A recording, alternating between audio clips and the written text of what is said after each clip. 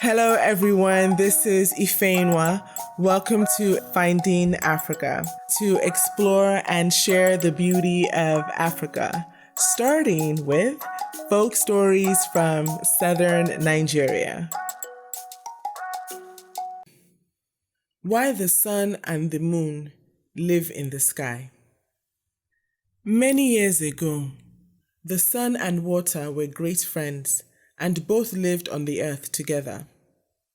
The sun very often used to visit the water, but the water never returned his visits. At last, the sun asked the water why it was that he never came to see him in his house. The water replied that the sun's house was not big enough, and that if he came with his people, he would drive the sun out. He then said, "If you wish me to visit you, you must build a very large compound.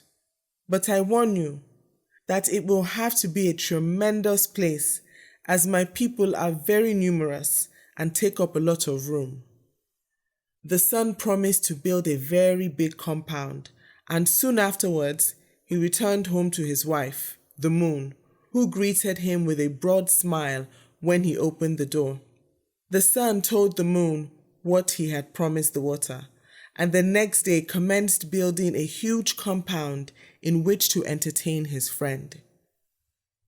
When it was completed, he asked the water to come and visit him the next day. When the water arrived, he called out to the sun and asked him whether it would be safe for him to enter, and the sun answered, "Yes, come in, my friend." The water then began to flow in, accompanied by the fish and all the water animals. Very soon, the water was knee-deep, so he asked the sun if it was still safe, and the sun again said, "Yes," so more water came in. When the water was level with the top of a man's head, the water said to the sun, "Do you want more of my people to come?" And the sun and the moon both answered, "Yes," not knowing any better. So the water flowed on until the sun and moon had to perch themselves on top of the roof. Again, the water addressed the sun, but receiving the same answer and more of his people rushing in, the water very soon overflowed the top of the roof, and the sun and the moon were forced to go up into the sky, where they have remained ever since. Moral: respect yourself. Be honest with yourself and your friends. You don't have to prove anything to anybody. Thank you for listening. If you enjoyed the story, hit the subscribe button.